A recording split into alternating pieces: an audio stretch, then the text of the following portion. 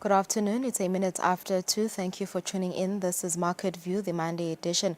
My name is Lungilele Makakula. Do watch us on our YouTube page, Eswatini TV. We are on DSTV as well, channel 286. Thank you for tuning in.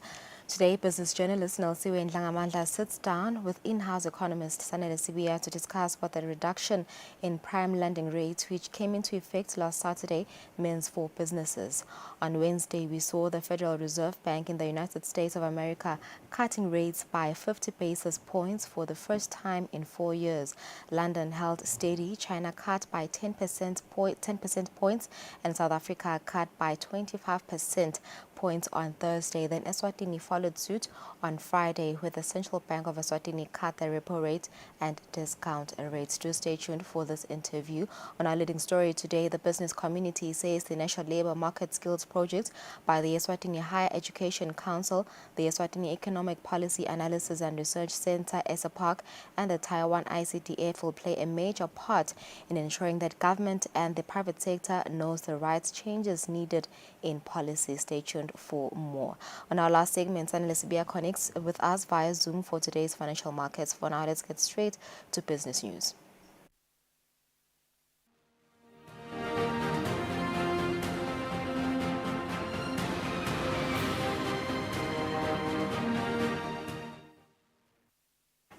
And for our first story, the Eswatini Bankers Association has given a stern warning to individuals and entities who use local bank logos when advertising on social media platforms that they are in the business of sending money from Eswatini to South Africa at a fee. The Chief Executive Officer, Zakele Lukele, says banks have clear payment systems which do not require a third-party company or individual. We have noted there are some people who are advertising on social media that they are offering services of making payments across the borders, or actually carrying cash across the border to the South African side to make payments for individuals or companies in Swaziland, in Eswatini. This is going to expose people to a lot of maybe unscrupulous people who may abuse other people's monies. As the Bankers Association, we think we have already said that this is not in line with our line of business. This has not been licensed by any of the banks. So we noted that they are using bank logos which they have no authority for using. So this part we consider to be illegal in terms of them using our logos. We think that this service may be exposing people to an illegal operation. We think it may lead to people losing their monies to unscrupulous operators who may not be doing what they actually purporting to be doing. The service on its own could be exposing people to money laundering and other illegal activities in the way we see it. So in terms of the banks, as banks, we would like to confirm to our customers that the services of transferring money to South Africa or other countries within the common monetary area are still available in the same, except that we are using different channels, but the services are still available. There may be small changes in terms of how people access the services. There may also be changes in the time it takes for the payments to clear with at the other end. So it is important for people to plan their transfers carefully and to make sure that the payments arrive on time wherever they are destined. The same is true for transfers that are incoming into the country. The services are still available, except that they're also being channeled through different channels, and also that if people have debit orders with South African, maybe it could be insurers or investments or maybe salaries. These are still the collection arrangements have been made with some of the large collectors. So the services will not necessarily disappear, and they are still being arranged through other channels. The business community says the National Labour Market Skills Project by the Eswatini Higher Education Council, the Eswatini Economic Policy Analysis and Research Center, and the Taiwan ICDF will play a major part in ensuring that government and the private sector knows the right changes needed in policy. This was shared by Business Eswatini's Chief Executive Officer Inati Lamini.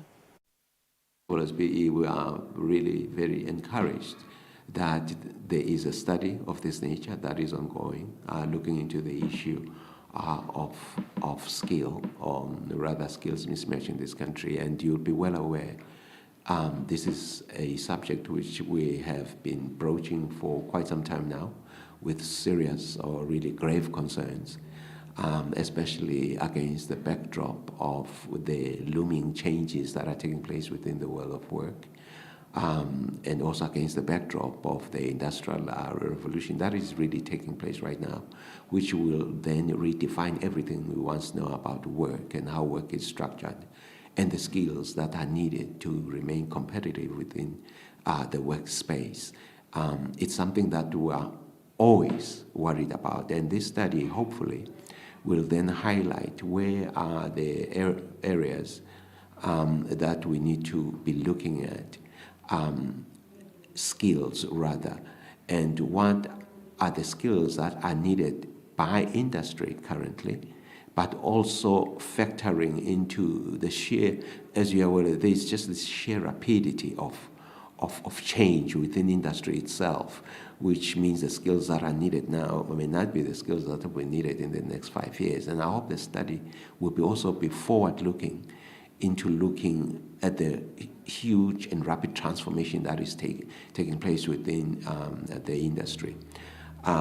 And we also believe, and truly so, that if it will be really to our national detriment if we don't do this, because the way things are transforming in this country and indeed around the world, in how we do work and the skills that will be needed to power the next generation of investments in Africa is totally different. And I'm happy that now we're grabbing the bull by the horns right now to say, what is it that this country needs? What is it that the industry will need in the next 5 years and even beyond?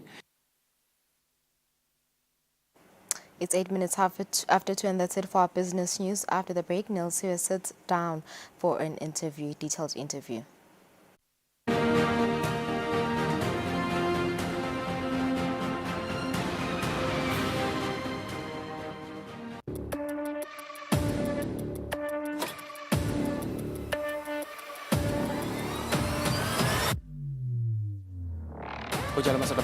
sabadala ukuthi njengalokhu sivile sive sikhulume.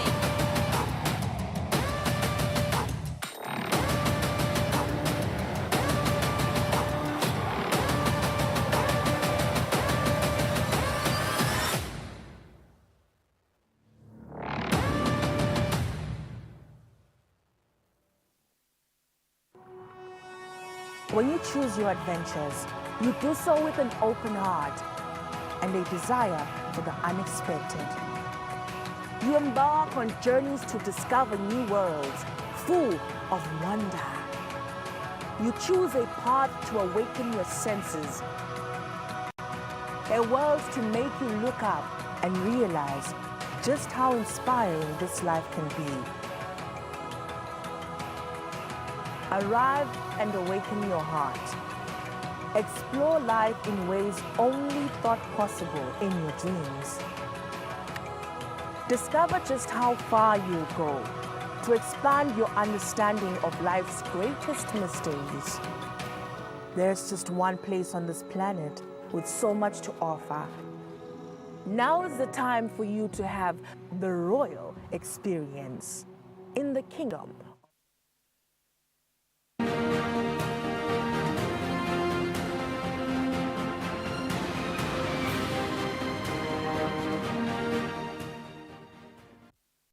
Welcome back. You're still watching Market View, the Monday edition.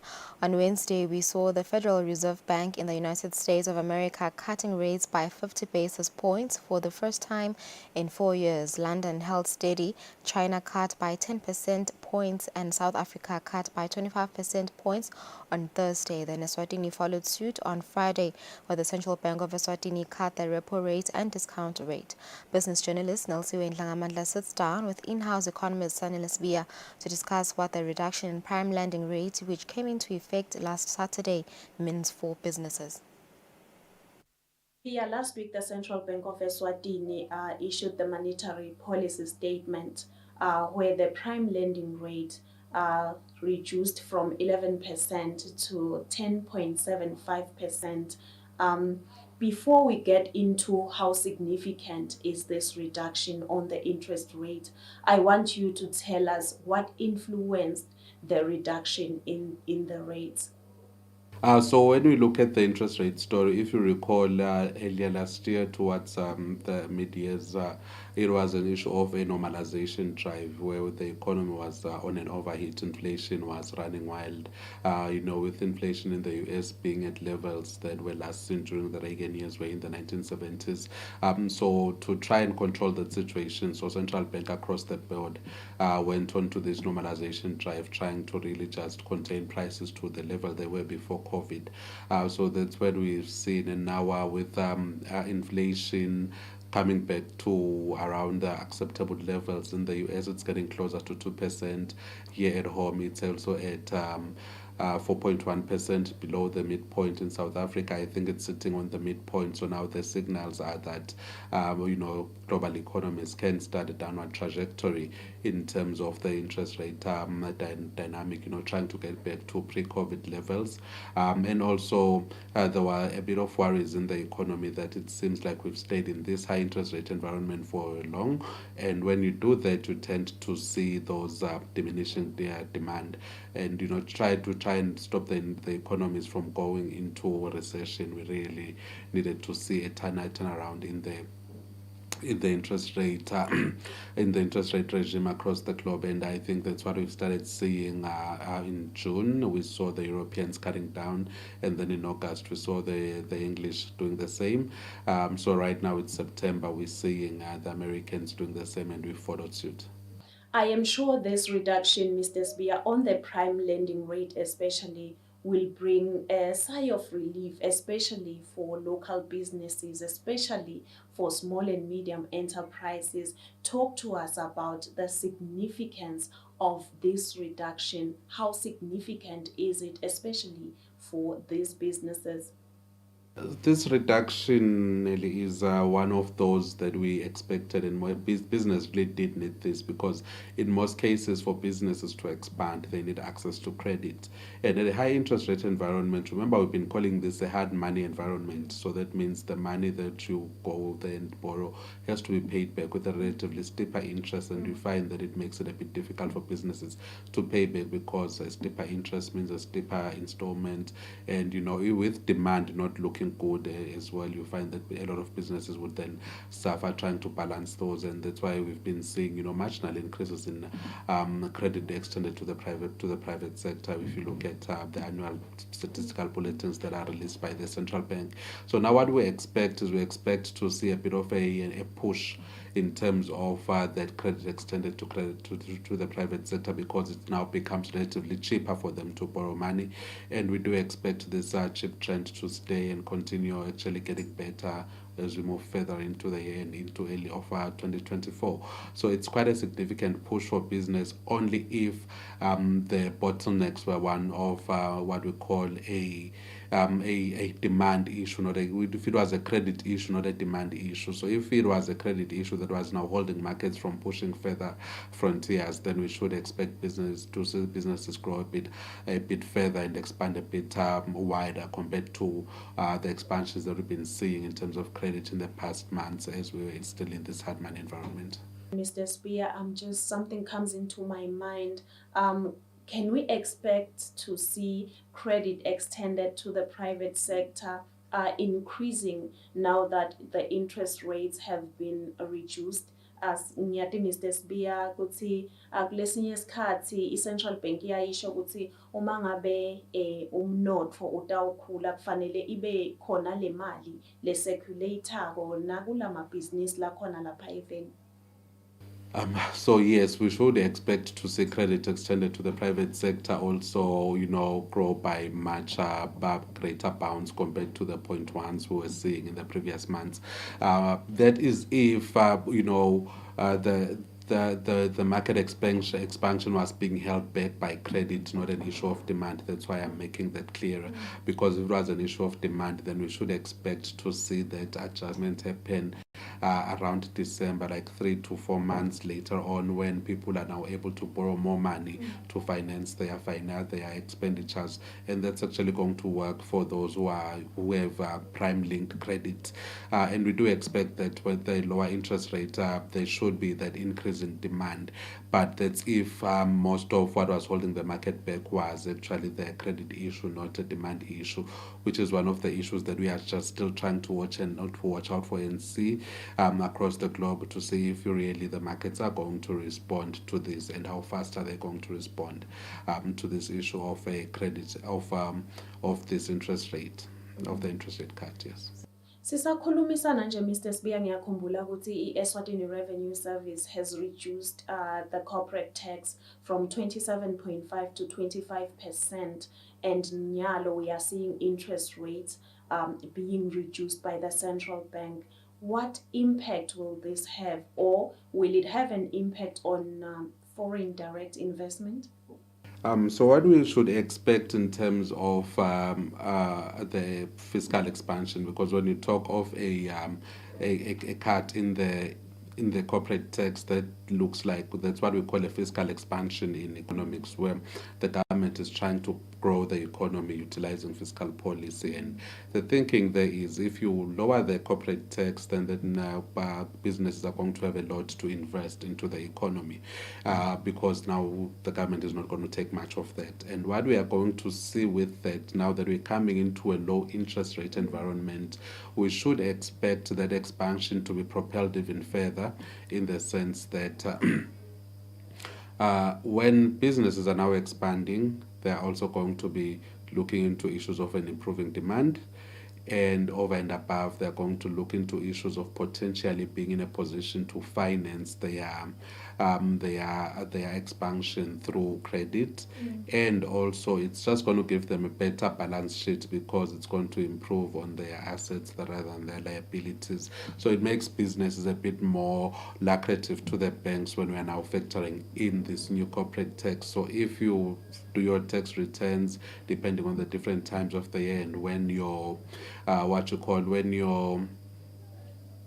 when your tax returns go in and you do your financials, so what you're going to be presenting to the bank now is going to be a bit different, and propelling now when you look into the lower interest rate environment, and then if you're already coming in with a bit much higher profit, that makes you a more lucrative investment for the banks, and it improves your ability to repay. So what we are seeing happening now is what one would call a monetary policy accommodation of that fiscal expansion, where monetary policy also comes into play to aid that fiscal policy expansion, and therefore we should expect to see more growth than would have initially seen if we did not see that interest rate cut coming into play.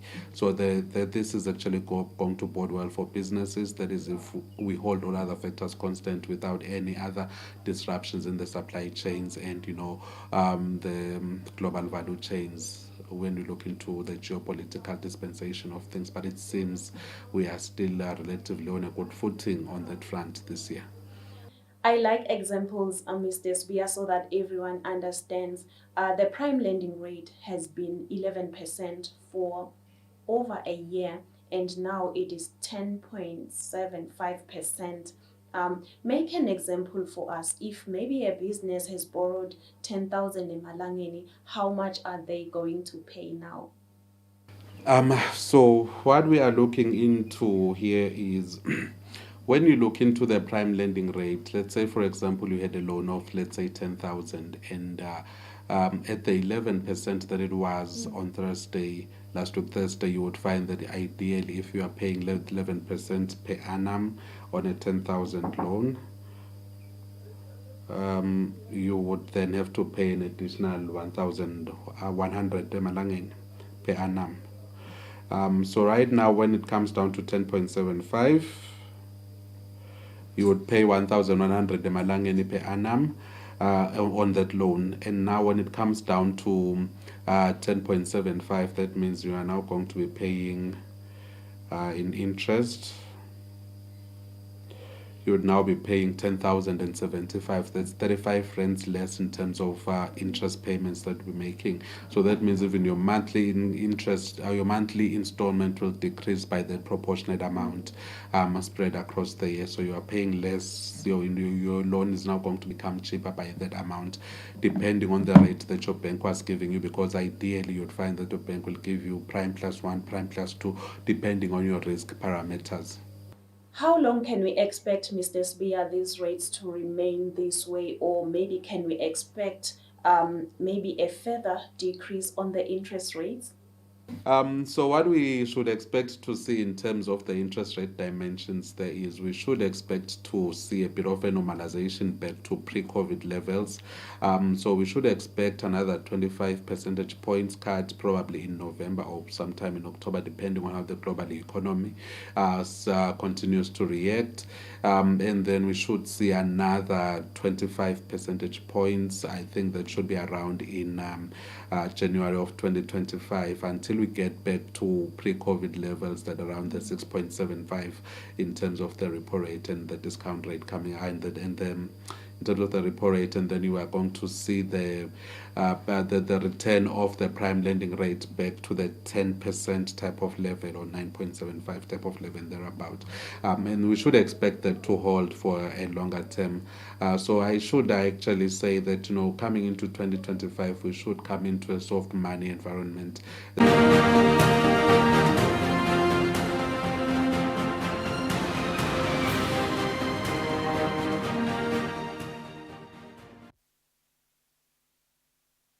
Welcome back. It's 23 minutes after 2. We connect now with Sanil Tsibia, in-house economist, who just had a sit-down interview with Nelson Ndlangamandla. And right now, we want him to give us today's financial markets. A very good afternoon, Mr. Tsibia. Thank you for tuning in. Let's start with international markets. All eyes will be on the Fed officials this week as markets await their insights on the state of the economy. What is happening there on the U.S. markets, EU, and Asian markets? Hi, Lou, thank you. And good afternoon to the viewer. So what we are seeing in the markets is, there is that mixed reaction. Well, I'd rather say it's a reaction that we somehow didn't expect. We expected markets to rally after the cut in interest rate in the Federal Reserve Bank, and we did expect to see London holding ground, and we did expect to see quite a number of the global financial markets really rallying to this new interest rate environment. But what we are seeing is the US market, there was that mixed reaction on Friday with just the Dow Jones Industrial Average cutting into the staying the 42 mark, and with just some marginal increases of around 38%. And if you look at the Nasdaq and the S&P 500, they were still on the they closed up on the red. But what we are seeing there is with the S&P 500, it's still above 5,700, which is actually still a record. So markets are still just trying to eat the numbers in and see what the numbers mean, and more especially with waiting for more information on the health of the economy now. That's the most important variable that has to come into markets, whether the economy is healthy, or whether we saw this big cut in interest rates purely because the economy was not as healthy as we want it to be. So that's a trend that's happening across. If you look into Europe, you will see that Europe as well is actually showing some of those mixed reactions, with London and France really closing on the negative there. And when you look into Germany, it seems to be somehow still finding its ground on the positive. That actually comes with the background of unless poor performance in terms of the economy. Now we are talking health of the economy. If you look into the purchasing managers index coming out of the UK, it did show that export orders fell for the month of September. So that's what's going into markets right now. But when you come into Asia, Lou, you will see that Asia is really just staying on the positive there, with the Nikkei gaining some 500 points on today's trading session because the Asian markets have closed.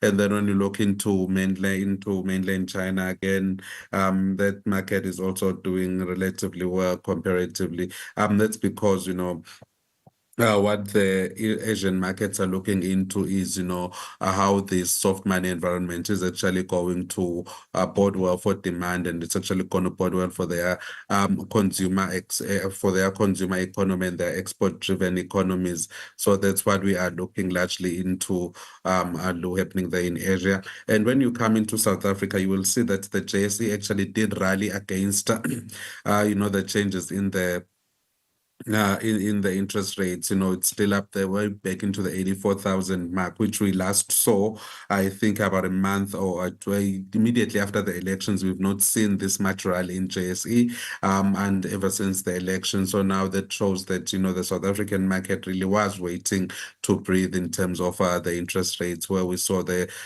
Reserve Bank of South Africa also cut interest rate by some 25 percentage points up last week, Thursday, and then we followed suit on Friday. But unfortunately, when you look into the domestic market, we are not seeing any of those changes occurring internally in terms of the Eswatini economy. So we're still holding steady there at that 491 type of range.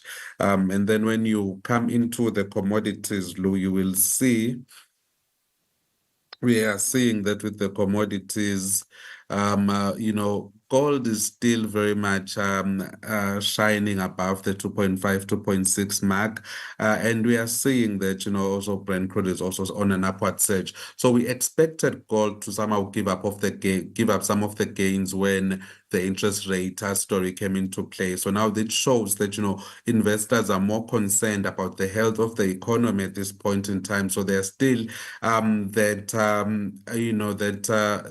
much hedging happening, because they're still holding on to gold, and that's why it's still really posing up in terms of prices, because we're still waiting to see more news coming out in terms of the health of the economy.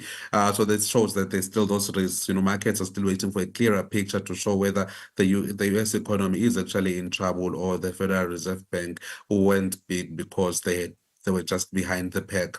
And then what we are seeing, with the tensions in the Middle East threatening to pull the entire region into complete disarray, we're seeing, the price of Brent crude also edging up a bit, still staying on the 40s, on the 74 dollars per barrel, but on the upward side.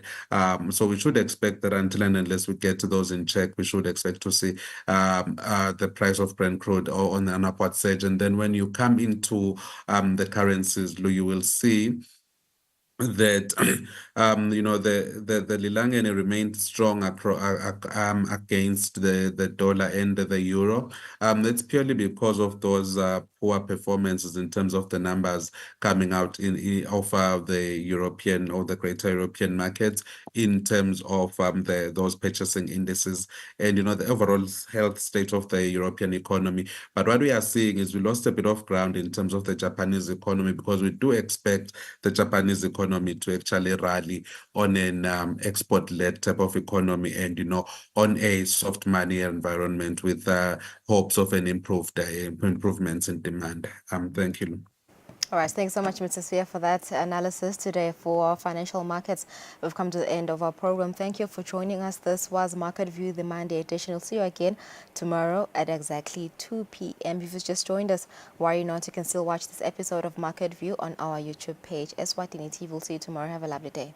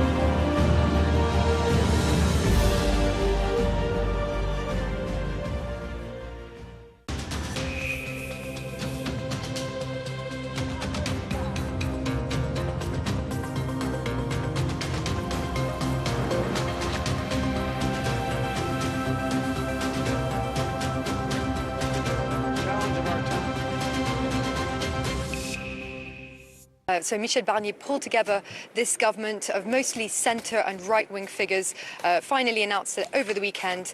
Amongst them, there's just one left-wing independent MP, Didier Magot. But apart from that, it's made up overwhelmingly of centre and right-wing figures, which is actually pretty remarkable given that they didn't come out on top in that snap election back in June. But nonetheless, they make up the most of the cabinet. We have some controversial nominations like Bruno Retailleau, who is the new interior minister. We heard him earlier talking about how his priority was going to be order as the new interior minister.